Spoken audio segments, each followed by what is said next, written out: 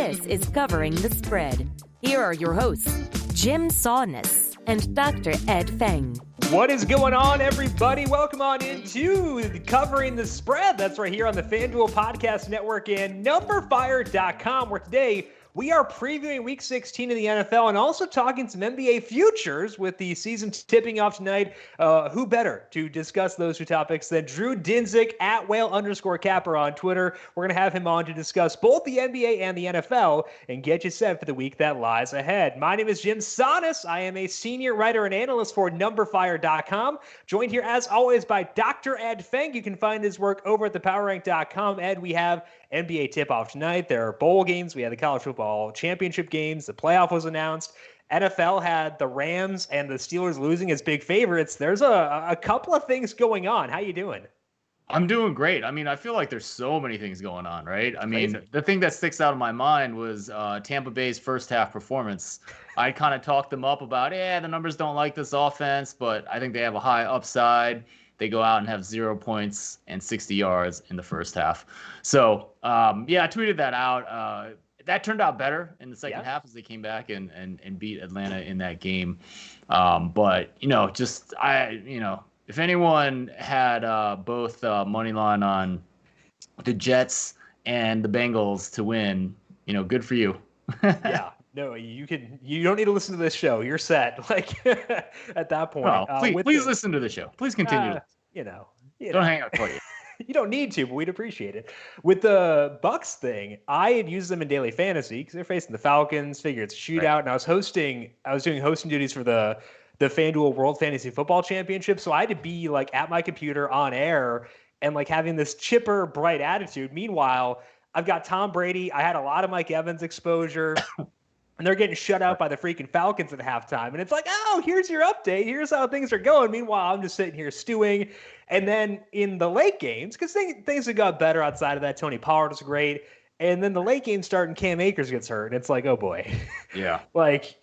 It was rough. I had like this massive headache. There was a bunch of news right before lock. So, like, the Bucks contributed to said headache in a big way. Thankfully, it was fine by the end, but my goodness. And just the Rams, I've tried so many times throughout my life to back Jared Goff, to talk him up, to be enthusiastic about him. And then he goes out every time I do that and just kind of gives me the middle finger. And I'm like, I respect it at this point. At least he's committed to the bit of making me look stupid. And he goes out and torches Tampa Bay's defense. Right. Excellent. And, their pass offense is higher than they've ever been in my numbers. Yeah. So it's interesting. And, I'll definitely have more to say about them later in the show. Absolutely. So we'll be talking plenty of NFL Week 16 later on. As mentioned, we're going to have Drew Dinsick on to preview that and also talk some NBA futures. Find Drew on Twitter at @whale_capper. Check out the Deep Dive podcast. He's also doing videos for Matchbook. So make sure to check that out. We had Fabian Sommer on earlier. He does those as well. So lots of good stuff from Drew. Make sure you are subscribed to Covering the Spread to get our podcasts as they go live each and every week. This is our only Covering the Spread for this week because of the holidays. But next week, we, of course, have I don't know what we're doing next week since we have the college football playoff and the NFL. We'll figure that out later on. Either way, make sure you are subscribed so you can get the podcasts as they go live each and every week. But before we get to Drew, we got to go back to last week and go through our recommendations, both for college football and the NFL, because this is our lone podcast this week. Adam Kramer had himself a good week in the college side, so let's break that down now. Covering the past. So last week here on Covering the Spread on the college side, we had Adam Kramer on to preview the college football championship games. You can find Adam on Twitter at Kegs and Eggs and check out his work over at Bleacher Report. And before the championship games, Adam was on San Jose State plus 6.5 against Boise State and didn't need the points. They won that one 34-20, so an easy win there for Adam for San Jose State. He also had Tennessee plus 13.5 against Texas A&M. It closed at 13.5. They did keep it close in the third quarter. It was a 4-point game right before the fourth quarter began, but Texas A&M finished up with 17 unanswered points to get the win, 34-13, and get the cover there. In the Big Ten, Adam said he had a lean towards Northwestern plus 20.5 in the under.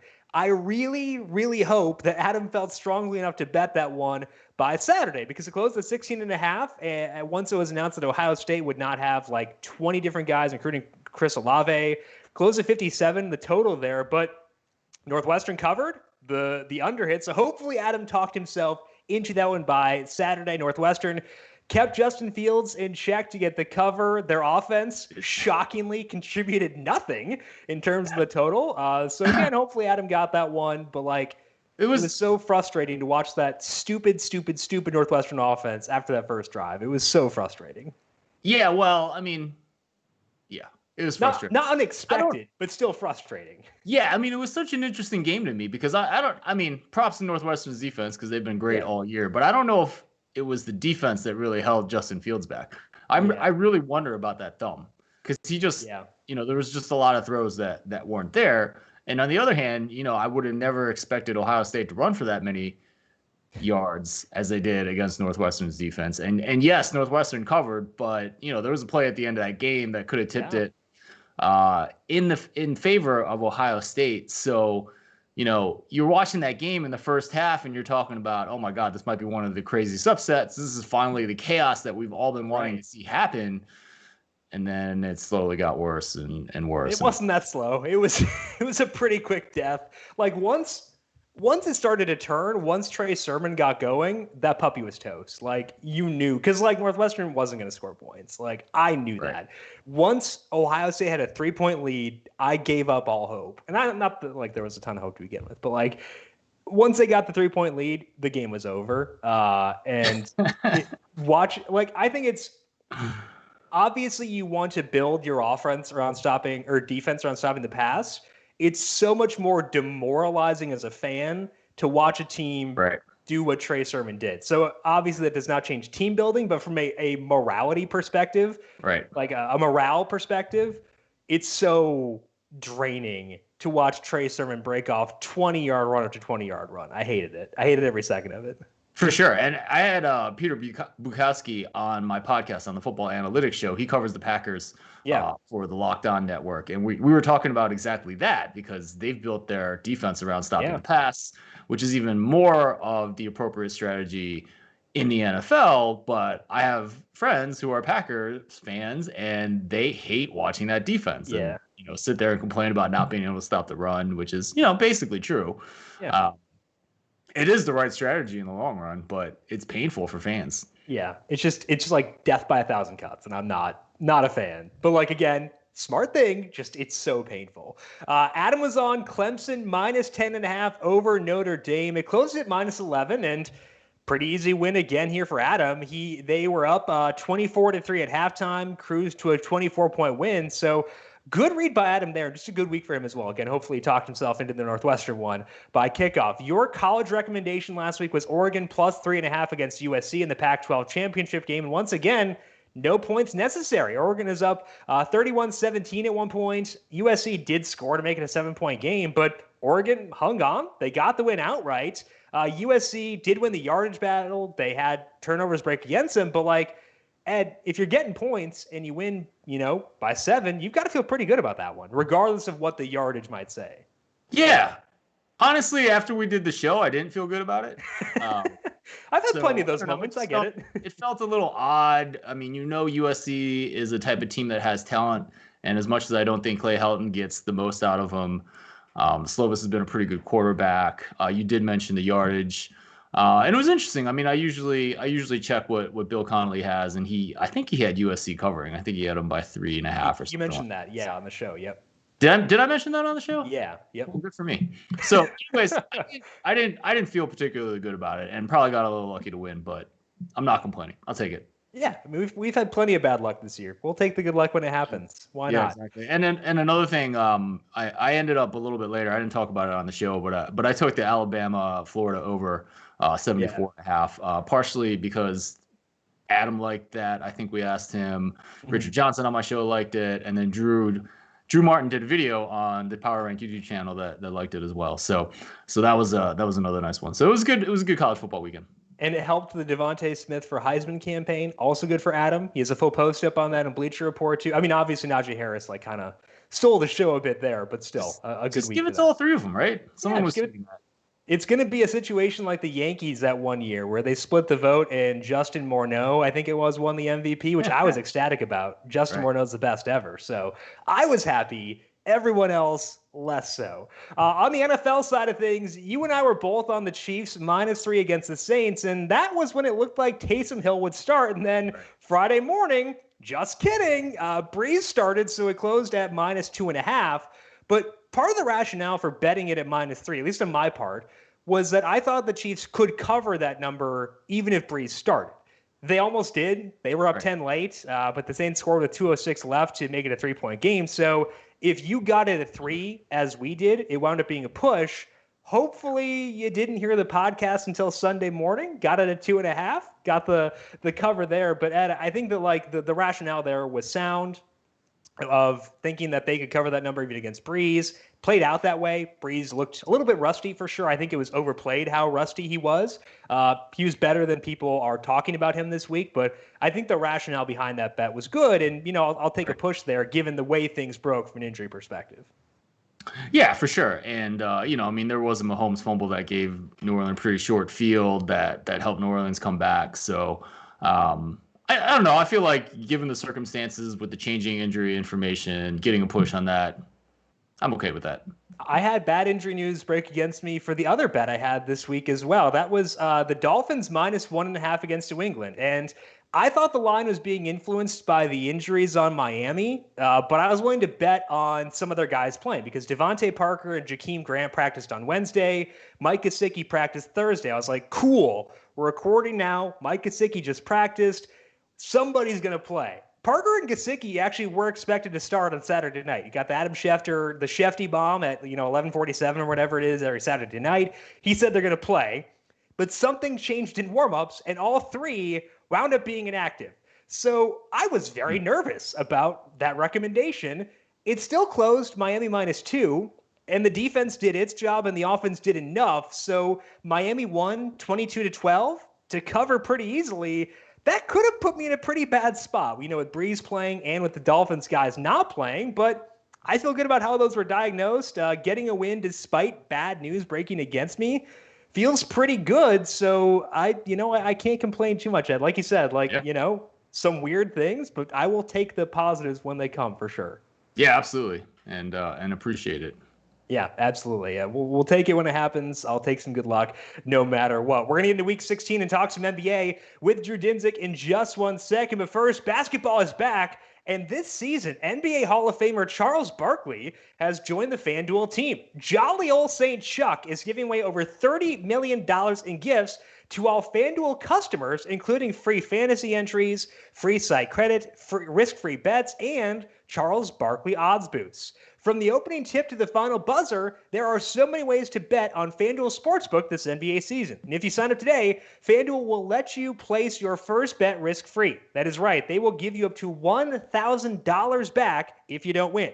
And when you do win, FanDuel pays you your winnings in as little as 24 hours. With the NBA season here, now is a perfect time to give FanDuel a shot. Must be 21 plus and present in New Jersey, Pennsylvania, Illinois, West Virginia, the list goes on, Indiana, Colorado, Iowa, or Tennessee. First online real money wager only. Site credit is non-withdrawable and expires in 14 days. Restrictions apply. See sportsbook.fanduel.com for details. A gambling problem? In Colorado, call 1-800-522-4700. In Iowa, call 1-800-BETS-OFF. In Indiana, 1-800-9-WITH-IT. In New Jersey, Pennsylvania, or Illinois, 1-800-GAMBLER. In Tennessee, call the Tennessee Red Line, 1-800-889. 9789, or in West Virginia, 1-800-GAMBLER.net. Let's bring on Drew Dinsick now to preview Week 16 in the NFL and also talk some NBA. You can find him on Twitter at @whale_capper. Also check out his deep dive podcast, The Andy Molitor, and check out his work over at Matchbook as well. A lot to go through with Drew to get you set for what should be a fun week of sports. Covering the present. Let's bring Drew Dinsick back into covering the spread to preview Week 16 and talk some NBA as well. Drew, it's the open night of the NBA, so I appreciate you taking the time. How you doing today? It's incredible to be back with you. This is a great day. NBA tips off tonight, and it's a weird feeling because it's almost like this so suddenly upon us that the season is back. But at the same time, it's late. It's Christmas, and we haven't seen any NBA yet.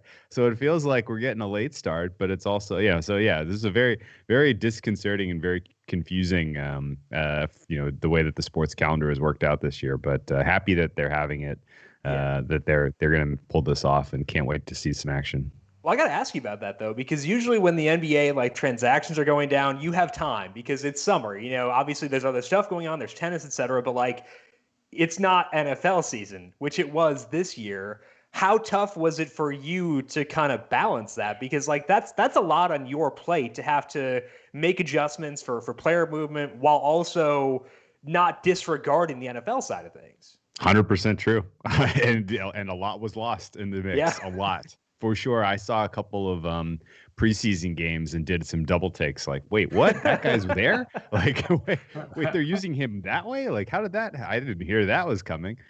So there's been a lot of surprises through the preseason, and I think that there are going to continue to be surprises once we get to see some of this game action. Even as recently as just a few minutes ago, they announced that the Warriors are going to start Wiseman at center tonight, and that completely changes that handicap in terms of what each team would try to do offensively. And it's going to be a learning curve, a steep learning curve, to figure out what these teams intend to do as we get into the season. And anytime, even as we saw in the NFL, you have a shortened preseason, you have limited expectations for every single rookie out there. Again, even in the NFL, all those rookies played a full college season last year. Right. All those rookies had a full, working up through the draft process, and it was relatively normal for them. Their only disruption was really not an extended mini camp. Right. Well, these guys, their season got canceled in the middle of the season. There was no March Madness. The draft process was total chaos. They land on all these teams. Their roles and responsibilities are completely undefined. So, that any of these teams out of the gate that I think are expecting to lean on contributions from rookies better, think twice, because I really struggle. Wiseman may end up being an amazing pro.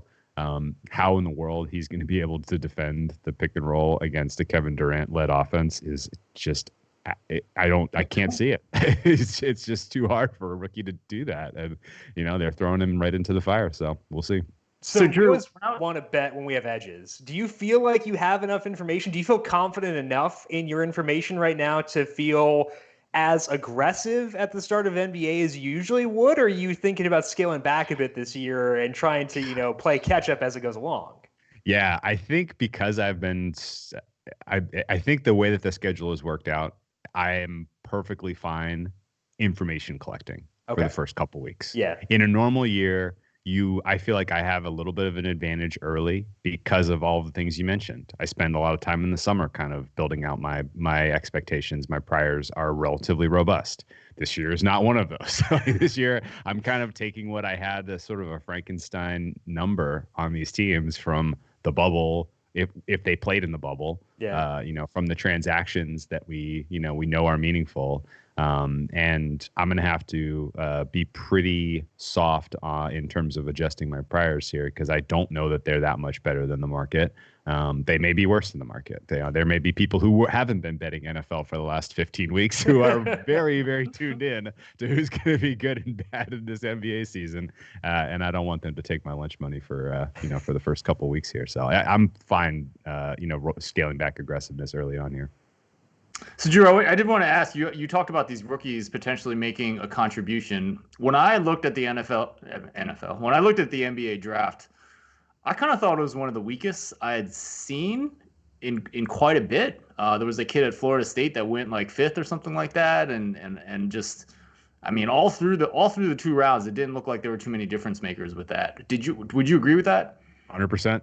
100%. And I think that is a completely fair assessment that the talent level was low this year. This was a bad draft. Just the very, very top of the board. I think you can make that assessment. I don't know that Anthony Edwards is going to be an impactful player in this league. He may be down the road, but what they're going to ask him to do in Minnesota from day one, I'm not 100% sure that that makes them a better team. I'm not 100% sure that he's going to see a ton of playing time early on, just because his role is a little challenging. Similarly, as we mentioned with Wiseman, I'm shocked that they're going to start him at center this year. LaMelo Ball's probably not going to see starter minutes out of the gate here for the Charlotte Hornets, but still not expecting much of a contribution. And I think really where this manifests in terms of trying to define an edge, if you're betting into the Rookie of the Year market, I think you can look for some long shots and try to populate a portfolio of, some guys that really, maybe some guys that may have a meaningful role for some of the teams that you would consider contenders.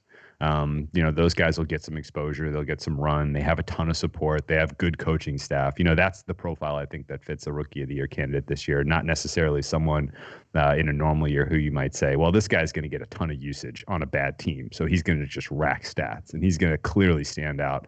I don't know that there's going to be a guy like that this year, so I think it's fair to look for a little bit of a long shot in the Rookie of the Year market.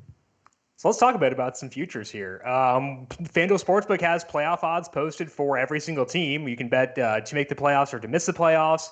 Any numbers here that stand out to you as being advantageous, either in the positive or the negative sense, based on what you're seeing right now? There was a couple, and it's funny.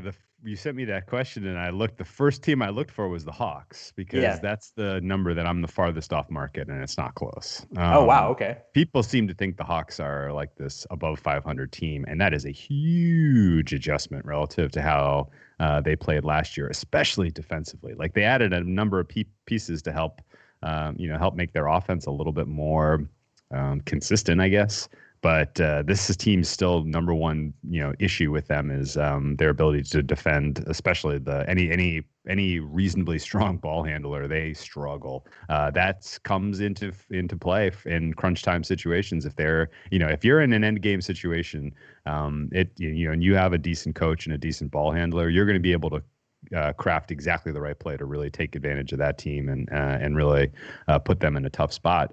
Didn't see odds though for the Hawks to miss the playoffs. I would guess that you're probably going to get plus money there just because of how weak the East is and because of how bullish the market is in general on that team. But I think that one's one that would have stood out. Some of the other ones that are interesting to me, I guess I'm a little warmer on the Chicago Bulls than the market, which I didn't realize until doing my numbers a little more clearly. I don't mind taking a long shot on them at plus 270 to make the playoffs. That's a team that I could absolutely see stealing the 8th seed in the East now that they have a little bit of stability at the coaching position. And the way that they've looked in the preseason, at least, it looks like some of their younger players have taken meaningful steps forward. The one, though, that clearly stood out to the yes is the Houston Rockets at plus 112. Again, I do not agree with the market that this team is on the verge of being blown up. The way that they're lined they're lined as a sub 500 team. And honestly, the way that they've pivoted their roster on the fly, moving Westbrook for John Wall and the way that he's played so far in this preseason has been impressive. Christian Wood is a very nice young player to add to their starting rotation. James Harden, for all of the fanfare, for all of the stories, for all of the clicks that are driven by where is he going to go next? Is it Brooklyn? Is it Philly? He's on the move. He's leaving Houston. He's unhappy here. I don't know that I buy any of that. A lot of that seems speculative, and I could entirely see just the way his contract is structured, just the way that Houston is rostered right now. They're not going to move him for 30 cents on the dollar. And that's basically what any trade in season this year for him would amount to. So I think it's pretty likely that, that Harden plays out a full season with this team, and they're going to be as good, if not a little bit better than they were last year, depending on how well they fit with the new coaching scheme there. So I think the Rockets are absolutely in the mix for the West still. And the fact that you can get them plus money to make the final 8 teams was surprising. Yeah, I mean, I got to think the probability of Harden moving is baked into that price, right? Yeah, and honestly, if I had to back calculate what is that probability, it's looks like certainty. Like it looks like in general, right. Like on average, I would guess that number reflects the market thinks over 80% chance that he moves right in season. And if I weight it 50-50, then my number for Houston is 40 wins. So you just pulled it up on the fly right there? No, I did this exercise. I was literally like, how do I get this low? Like, what do I have to do? Like, how many games does Harden have to miss for this team in order to get down to, 33 wins is generally the total that I bet into last week. And to get that number, I basically had to assume that he missed 80% of the Rockets games this season. And if he misses 50% of the Rockets games this season, then I have this as about a 36-win team, which is still over their total. And if he stays and plays the full season, then this is just a bad price in general. Fascinating. Let's look at the top of the NBA. The Lakers are plus 270 to repeat. And then you have the next tier of the Bucks, Nets, and Clippers. What do you think about those odds? And, can the Bucks actually challenge the Lakers in the playoffs? Actually show up in the playoffs? Yeah, I mean, that's the $1 million question. I don't want to give them too much of a pass for last year. It was quite a letdown, not just the way that they played in the playoffs and that Miami series specifically, but really the whole restart, they were underwhelming. And a lot of that, I think you can hang on Coach Budenholzer. He is a good regular season coach, and he is a poor in-series game-by-game manager in terms of adjusting his team, in terms of fleshing out his rotations in a way that gives the Bucks the advantage in a playoff series if they're going up against a team that is close to or even in the ballpark of same talent level. And it was disappointing to see the Bucks underachieve last year. And I'm not going to get involved this year at this price, at least, until we get some sense of how, the new system will fit with Drew Holiday coming in and losing quite a lot of depth on that team. I still like the core. I still like the bones of that squad. It's still the most talented team in the Eastern Conference if they can pull it together. But that was such a brutal letdown from them last year. It's gonna, that was one of those, you burn your hand on the stove and you learn not to touch the stove again to a degree for me. So I may be watching the Bucks win their first title and not involved from a future standpoint after what happened last season. I feel you, because I definitely like Bucks futures when we were talking about the playoffs. And you definitely get burned. But I feel like this is a team that when I start running numbers a month from now, they're going to be 8 points better than NBA average and ahead of everyone else, right? Yeah, they are. That's things get really tricky. They are. And I guess I agree with you. They're probably going to be your 1 seed. They're probably going to my numbers are probably going to have value on them all freaking year long again. And I don't know if I'm going to get involved. I guess the one thing I can say specific to price, okay, when you're coming into any of these futures markets and you're going to make some futures plays, you have to think about it not as, okay, I'm going to predict the winner. I'm going to throw a dart and pick a 50-1 and cross my fingers that they win. You should be looking at this as these are dynamic prices. They're going to change week in, week out, month in, month out as we mature through the season and as you get a better idea of what the playoff picture is going to look like, how specific seeding will impact series matchups and things like that. And so in that mindset, you have to look at these prices as we tip off and say, is this the best price I'm ever going to see on the Lakers at plus 270? I would say no. I would say that even though they ought to be favored and they probably will win again, my assumption that they're going to come out of the gate here and go scorched earth on the league for the first month of the season after how short their layoff was, after how little they have to prove now that they won a title. I would guess that almost certainly come Valentine's Day, early March, maybe, this team is down in the standings, fourth, fifth, sixth, and they'll flip the switch at some point. And their season wins price reflects this to a degree. Certainly, they're not a 50-ish win team at full strength. They are way better than that. But I don't know that you're going to get 100% from especially the LeBron and AD throughout the duration of the season. And it's not smart to do that, so I don't blame them. Right. But I would tell you that right now at plus 270, that Lakers price is it reflects that they're going to try hard out of the gate. And I think almost certainly you can try to target an entry at 350, maybe 4-1. And I would advise anyone to do that who's planning on building out a portfolio of NBA futures. Similarly, the Bucks price at plus 550, that to me implies Giannis isn't going to get hurt. Period. We know it. And there's always a chance of that. There is a decent, there's a decent chance that, given the compressed schedule, they do a little bit of load management with Giannis this year. That wouldn't be, that wouldn't be surprising to me. And I think you could probably find a better entry price on the Bucks than plus 550. The 6-1 price for the Nets, to me, that implies that that this team may get a third superstar. It implies that these guys will find their roles and responsibilities without any question pretty early in the season. I don't know that those are fair assumptions. Similarly, the plus 650 for the Clippers, that implies that this team, that implies that this team is as good as they were last year, which I have a huge question. I did not love their offseason. They did not address the number one issue with this squad, which was they have difficulty protecting the rim. The lackluster performance we saw from them in that Nuggets series and the chemistry issues that exist with this team, I think, are still real. So overall, the top of the board looks easy to avoid as we start this season.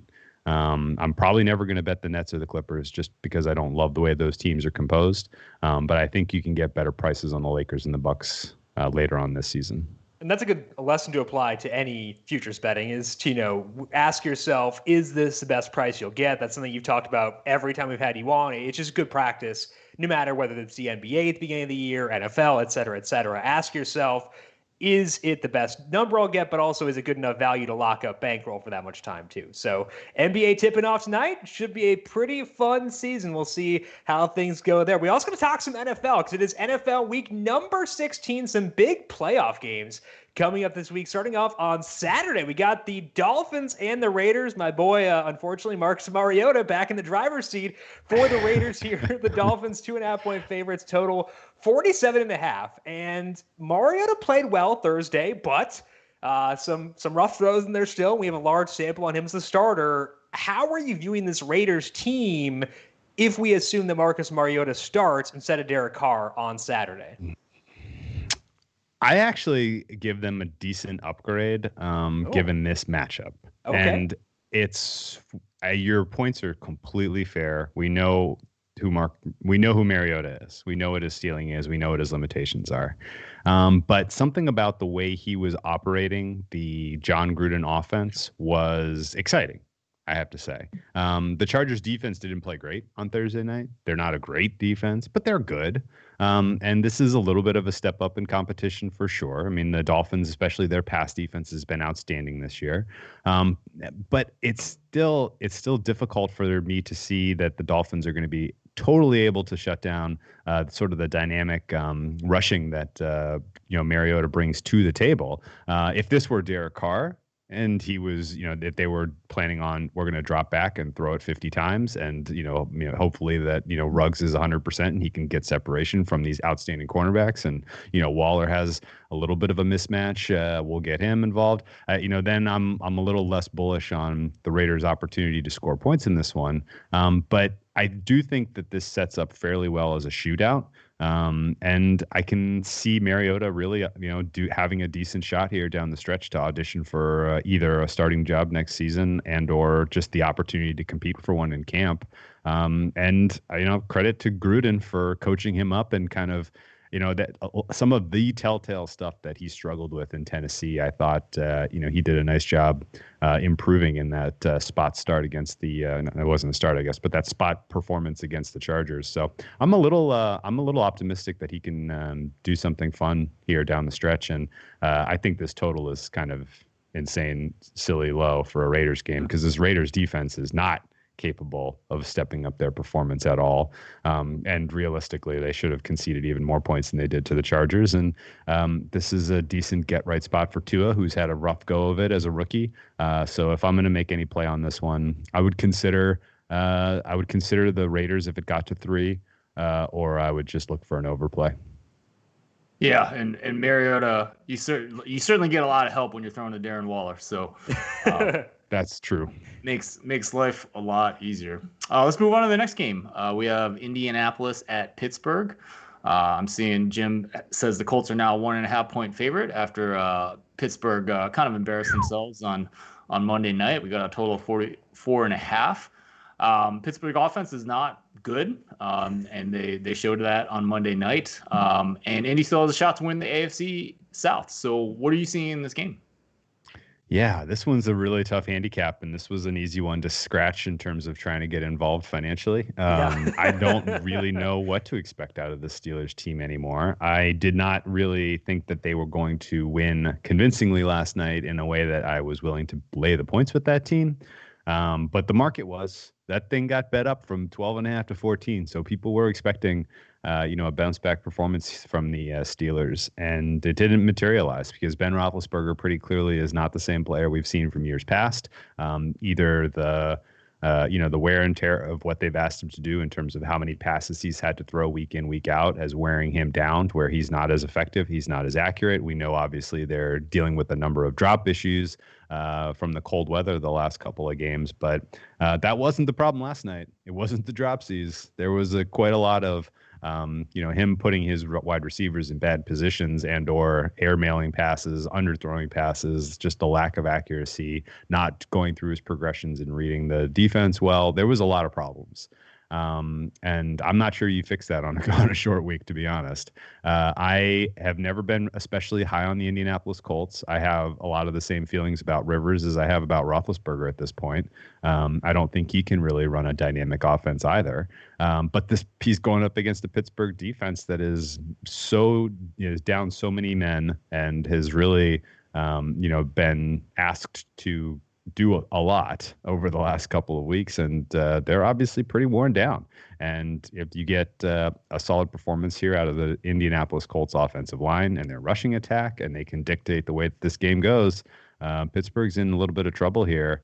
And I have a decent amount of Ravens exposure from mid-season at some very nice prices, and I'm staring at this Pittsburgh meltdown in shock and awe because if they lose to the Colts and the Colts win out, if they lose to the Browns win out, entirely reasonable that the Ravens find themselves on the outside looking in at the playoffs here, which is just mind-blowing because it's an expanded field and they could have 11 wins. So at this point, I'm just crossing my fingers that the Steelers somehow, some way pull out this victory. They did it last year against the Colts. I don't know if you remember that game, but Adam Vinatieri missed some critical kicks late in that one that sealed the deal for Pittsburgh. So was that the game that Brissett got hurt in? That's the one. Yeah. He Okay, he got a knee in that one, and Brian Hoyer came in relief and almost led the Colts to victory, but it was not to be. Brian Hoyer, that's great. Did you buy back in on the Ravens like right before all the COVID stuff hit? Was that the timing on when you bought back in on them? It was pre-Cowboys game. So basically the way that it was basically yeah, they had just lost to the Steelers post Thanksgiving. They were playing the Cowboys. That game got delayed till Tuesday, and it was basically like, okay, they can win these last 5 games. They were 18-1 to win the AFC. And I figured, okay, if they round themselves into form, this is going to be a dangerous team that no one wants to play, and they may be the dangerous team that no one has to play. Right. Unfortunate the way that is broken down. So probably not a huge fan of the Browns as of right now, or the Colts or the Dolphins. Been a rough stretch for sure. Let's talk about the NFC West here. Big game out there. Got the Rams and the Seahawks. Seahawks 1.5-point favorites. Total is 47.5. And you could say, in theory, this is a buy low spot for both offenses. But it's a buy low spot because they both suck right now. So it's tough. Which offense concerns you more heading into this game? I macro sense, I 100% agree. This is a buy low spot for both offenses, but both offenses do suck now. Yeah. I guess of all of the units on the field, I think that the market is a little bit high on Seattle's defense. Seattle's defense has played a very, very soft schedule the last handful of weeks. People are looking at them like, oh, they've got it figured out. They've figured it out, right? I've heard a lot of people kind of comment about how the Seattle defense is carrying them right now and the offense is struggling.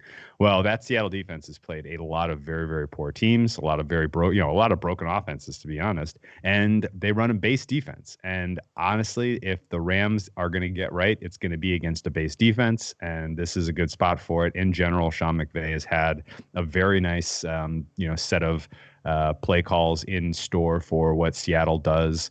And I would expect that they can get, into the 20s here. So in terms of in this game, who I'm more worried about, I'm more worried about the Seattle offense. Russell Wilson obviously is not playing.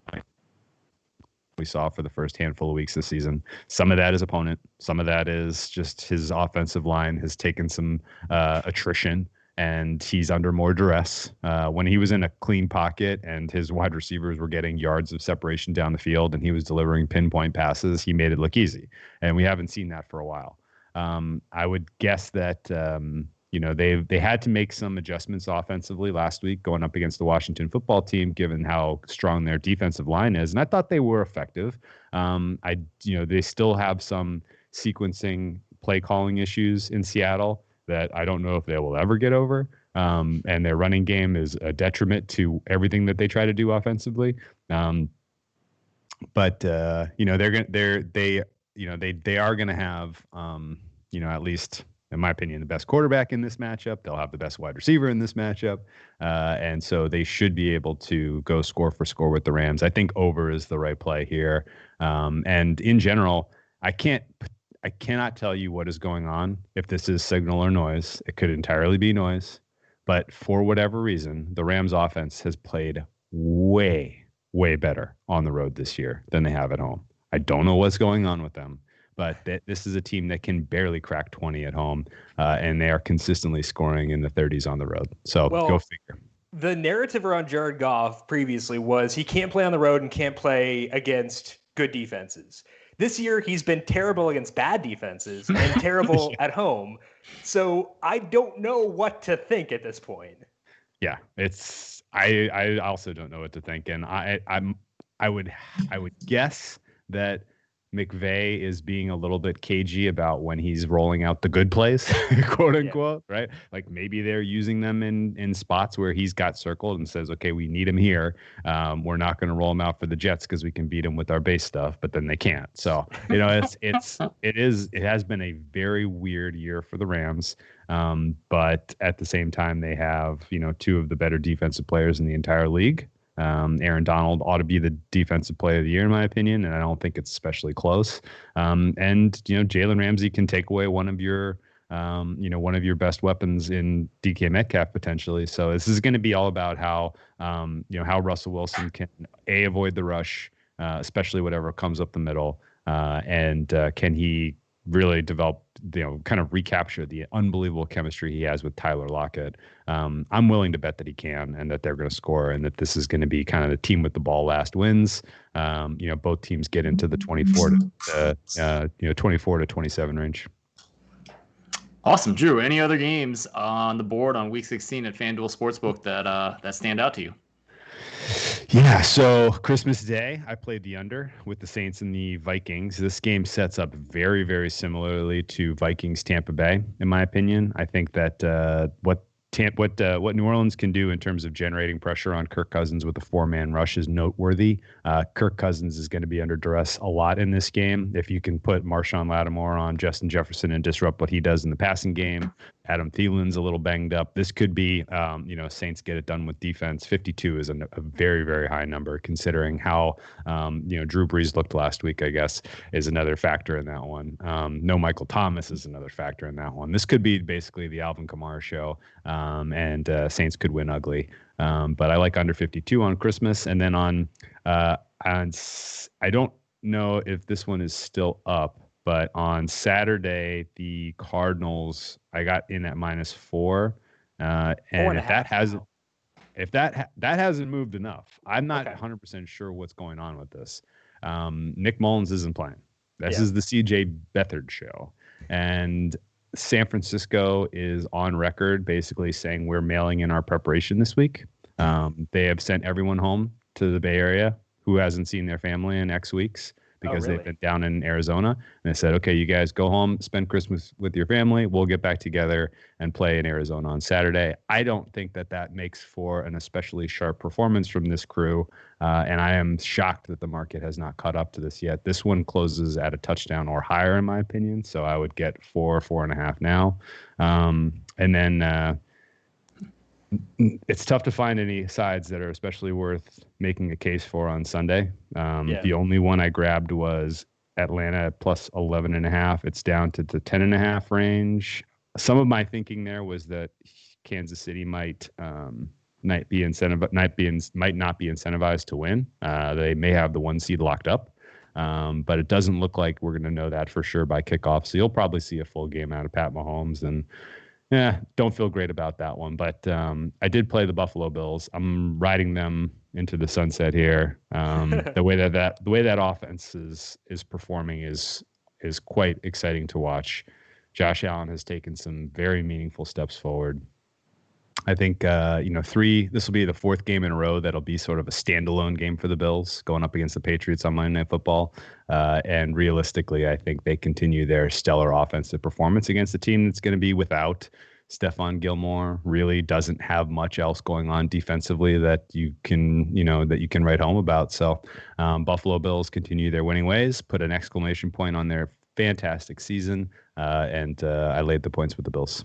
Standalone games against tough defenses. I know that, the Steelers are not what they were, but you have 49ers at fuller health. The Broncos, they were beat up, but good performances. And the Patriots, they're not good anymore. That is Drew Dinsick. Make sure you check him out on Twitter at @whale_capper and check out the Deep Dive podcast as well. Drew, we appreciate the time. Enjoy tip-off tonight. Enjoy Week 16. We'll talk to you again soon. Happy holidays. Yeah, thank you guys. You guys keep up the great work, and I hope best to you and yours this holiday season. I hope everyone's well and happy and healthy, and I'll talk to you in 2021 probably, right? That's great. Definitely. Looking forward to it. Thank you. Definitely.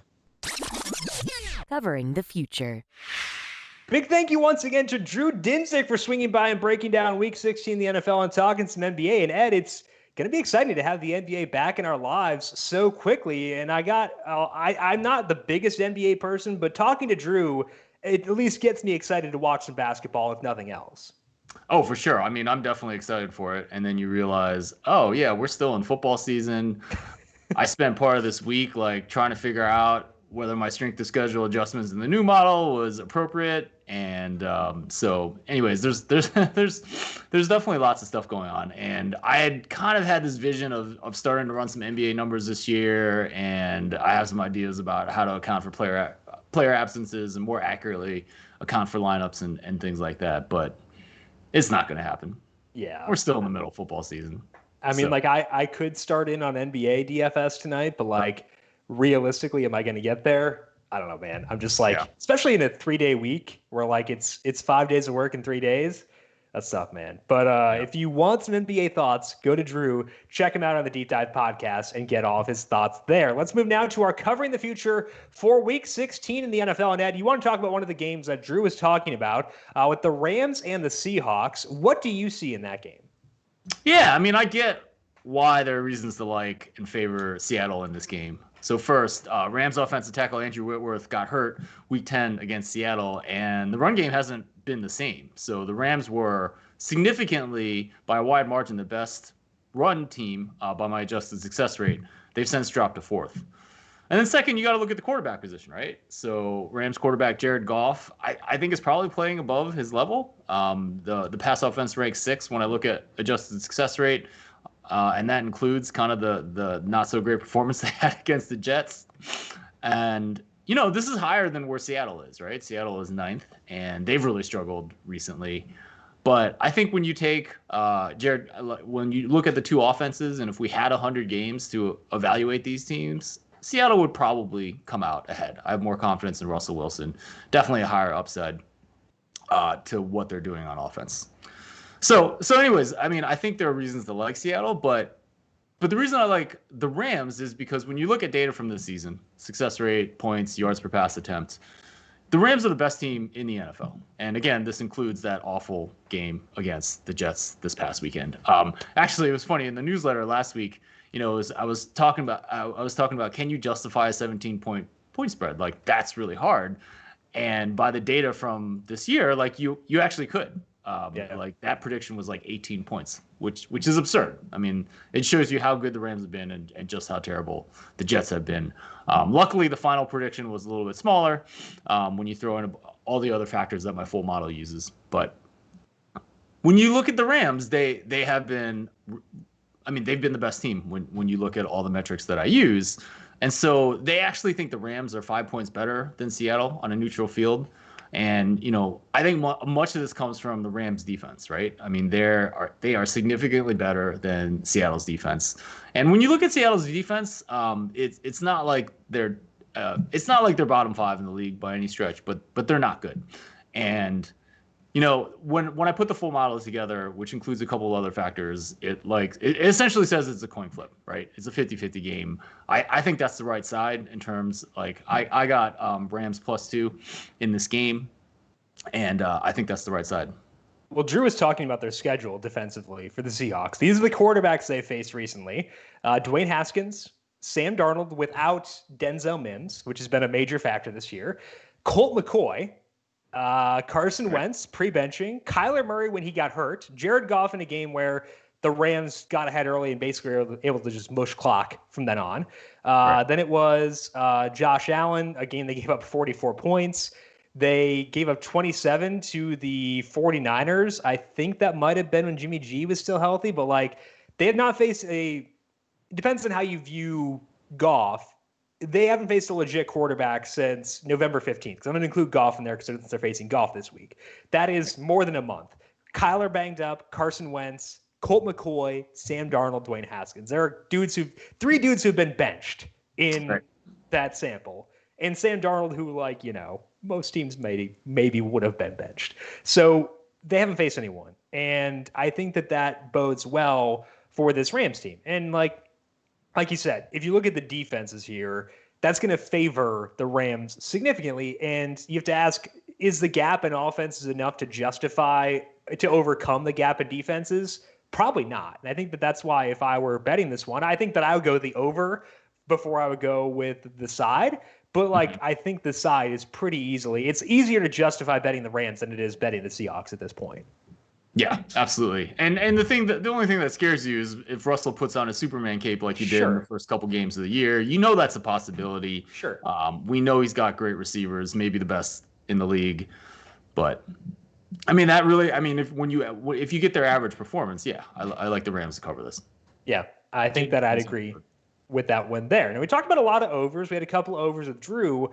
I want to go with an over as well. That is for the Jets and the Browns, the most exciting game for Week 16, obviously. And this game, I'm joking there, but it's also kind of fun, and not just because the Browns are playing well. The Jets got the win last week by actually moving the ball against that very good Rams defense. And that was a surprise, but it was less of a surprise because they had all their top 3 wide receivers healthy. They've had those 3 receivers healthy for just 5 games so far this year.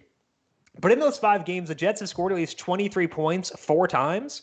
In the other 9 games, they scored at least 23 points just once all season. In total, they're averaging 21.8 points per game with those 3 wide receivers healthy, compared to 10.8 with at least one of them missing. They're just a radically different team when Mims, Perriman, and Crowder are all healthy, and all 3 should be healthy here against a beatable Cleveland defense. The Browns should be pretty obvious liking their offense here. They're now to 8th in schedule-adjusted offense, despite their run-heavy ways. They're still a very efficient offense based on numberFire's metrics, and that's for the full season. If you look from just Week 7 on, so since Odell Beckham got hurt, Baker Mayfield is averaging 0.35 passing net expected points per dropback based on numberFire's metrics, and if that were his full season number, it'd be tied with Patrick Mahomes and Aaron Rodgers for first in the league. Obviously, that's not saying Baker is Mahomes and Rodgers. It's saying he's exploiting good matchups and playing good football, and he gets another one right here once again. The Jets should be able to do at least something to contribute and keep this game competitive, so I think that should be enough to push this game towards the over. A quick glance at the weather says not a big concern right now, or at least there's nothing too concerning as of Tuesday, so I am good taking the over right now at 47.5 and locking it in and banking on the Jets offense being competent with those 3 receivers being healthy and banking on the Browns continuing to dismantle bad opposing teams. Ed, I would guess your numbers probably are not on over 47.5 if I had to guess, just because the Jets offense probably looks so bad for the full season. But any thoughts for you on this game on the whole? Yeah, that's a true statement. But remember, I don't really advise heavily relying on my totals model for NFL for basically anything. So, yeah, you're okay. Game.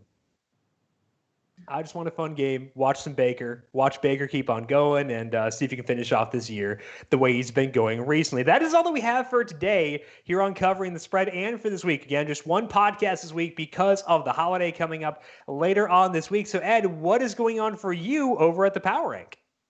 Yeah, I had Peter Bukowski to talk about Packers and NFL on the Football Analytics Show.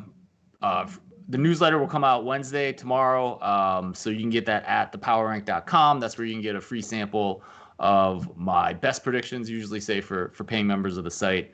And then also, it's not up yet, but might be up by Wednesday. I'm actually going to have an NFL postseason report. So it's just a chance for people that don't want to pay for the full year to kind of check it out for the playoffs when that starts. And if you sign up and pre-order that, you can get all my bowl predictions as well. So you can check that out at thepowerrank.net. That's a place where you can learn about becoming a member. Obviously, we would love to have you as a member, but this is the time of year where you can kind of try it out for not having the commitment of doing the whole year and auto-renew. All right, thepowerrank.net for both the bowl stuff and for the playoff previews. So make sure you check that out, thepowerrank.net for that, and the Football Analytics Show to get the podcast. I am on Twitter at Jim Sannes, JimSannes. You can also follow the FanDuel Podcast Network at FanDuel Podcast. Big thank you to our video producer, Calvin Theobald, for running the video side of things here today. Thank you, Cal, as always. Thank you to Drew Dinsick for breaking down Week 16 in the NFL and also NBA futures with tip-off coming tonight. Follow Drew on Twitter at whale_capper. And of course, thank you to everyone for tuning in both today and always. Happy holidays to all of you listening. Good luck with your bets, and we'll talk to you once again next week. This has been Covering the Spread right here on the FanDuel Podcast Network.